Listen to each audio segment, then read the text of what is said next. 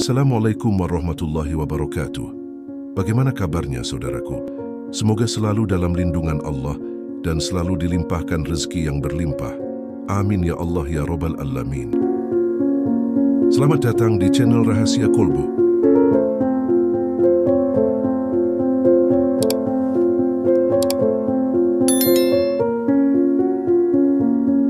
Alhamdulillah, segala puji hanya bagi Allah Tuhan semesta alam, yang dengan rahmat dan kasih sayangnya kita dapat berkumpul di sini.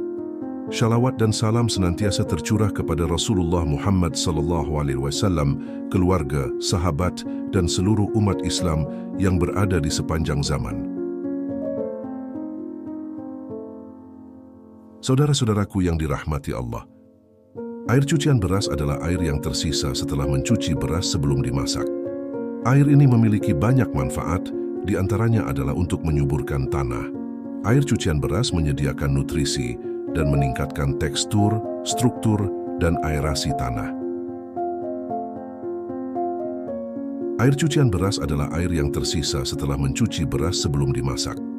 Air ini memiliki banyak manfaat, di antaranya adalah untuk menyuburkan tanah. Air cucian beras menyediakan nutrisi dan meningkatkan tekstur, struktur, dan aerasi tanah. Air cucian beras juga mengandung protein yang berperan dalam proses fotosintesis, transportasi zat hara, dan kekebalan terhadap mikroba patogen seperti hama. Selain sebagai nutrisi tanaman dalam literatur budaya Jawa, air cucian beras digunakan juga untuk media gaib. Air cucian beras sering digunakan untuk membersihkan energi negatif karena memiliki beberapa manfaat yang diyakini oleh masyarakat. Di beberapa budaya, air cucian beras dianggap memiliki energi positif dan digunakan untuk membersihkan energi negatif. Dalam praktik spiritual, air ini dapat digunakan sebagai pagar gaib atau untuk melindungi diri dari energi buruk. Ada sebuah cerita menarik tentang air cucian beras ini. Dahulu kala, di sebuah desa yang tersembunyi di lereng gunung, hiduplah seorang wanita tua bernama Nenek Sari.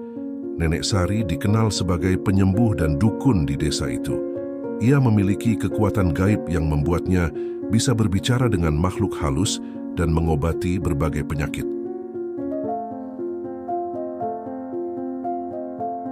Suatu hari, seorang petani miskin datang menemui Nenek Sari. Petani itu membawa air cucian beras yang diambil dari rumahnya. Ia berkata, "Nenek, tolonglah saya. Tanaman di ladang saya tidak tumbuh subur. Apakah Anda bisa membantu?" Nenek Sari tersenyum dan mengambil air cucian beras dari petani tersebut. Ia berkata, "Air ini memiliki kekuatan gaib. Jika kamu menggunakan air ini dengan niat baik, tanamanmu akan tumbuh subur." Petani itu penasaran. Ia bertanya, "Bagaimana caranya, Nenek?" Nenek Sari menjelaskan, "Siramkan air cucian beras ini ke tanah di ladangmu, berdoalah dengan tulus, mintalah agar tanamanmu diberkahi dan dilindungi. Air ini akan menjadi pagar gaib yang melindungi ladangmu dari energi negatif." Petani itu mengikuti nasihat Nenek Sari. Ia menyiram tanah di ladangnya dengan air cucian beras sambil berdoa. Beberapa minggu kemudian, tanaman di ladangnya mulai tumbuh subur, buah-buahannya besar dan manis. Sejak itu, air cucian beras di desa itu tidak lagi dianggap sebagai limbah. Setiap orang menggunakan air ini dengan penuh penghormatan.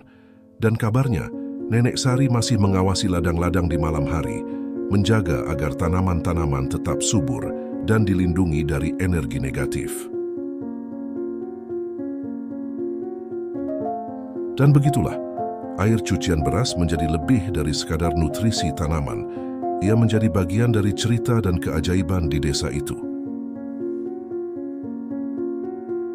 Dari cerita di atas, kita dapat mengambil beberapa manfaat dari air cucian beras. Air cucian beras memiliki energi positif dan dapat digunakan sebagai pagar gaib. Dengan niat baik, kita dapat memanfaatkannya untuk melindungi diri dari energi negatif. Air cucian beras bukan hanya sekadar limbah, tetapi juga memiliki makna dan kegunaan dalam budaya dan spiritualitas. Dalam cerita, Nenek Sari menggunakan air ini untuk membantu petani dan tanaman di ladangnya. Air cucian beras juga bisa digunakan untuk perawatan kulit wajah. Dalam cerita, petani menggunakan air ini untuk menyuburkan tanaman, dan kita juga dapat memanfaatkannya untuk merawat kulit kita. Jadi, air cucian beras memiliki manfaat yang lebih luas daripada sekadar nutrisi tanaman. Lalu bagaimana cara memanfaatkan air cucian beras ini, khususnya sebagai media gaib? Di segmen ini akan kita jelaskan lebih rinci. Jadi jangan kemana-mana, tonton videonya sampai akhir agar tidak gagal paham.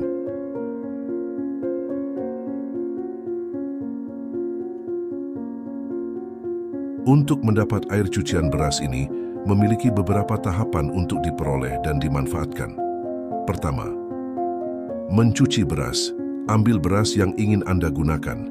Cuci beras dengan air bersih hingga bersih dari kotoran dan sisa-sisa debu. Kedua, mengumpulkan air cucian.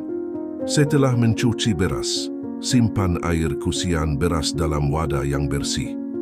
Pastikan air cucian beras ini tidak mengandung sisa-sisa deterjen atau bahan kimia lainnya. Air cucian beras memang memiliki tempat khusus dalam budaya Jawa dan praktik spiritual. Selain sebagai nutrisi tanaman, air cucian beras juga digunakan untuk tujuan media gaib. Berikut adalah beberapa cara penggunaan air cucian beras dalam dunia spiritual. Pertama, sebagai pagar gaib dengan air cucian beras. Doakan air cucian beras. Sebelum menggunakan air cucian beras, berdoalah dengan niat baik. Percayalah bahwa air ini memiliki energi positif dan dapat membantu melindungi dari energi negatif. Kedua, semprotkan pada tempat-tempat tertentu. Semprotkan air cucian beras di sudut rumah, pintu, atau tempat-tempat yang dirasa perlu untuk menciptakan pagar gaib. Fokuskan pada area yang ingin Anda lindungi. Dengan cara tersebut, dengan izin Allah SWT, maka energi negatif yang bersarang di tempat kita akan segera hilang.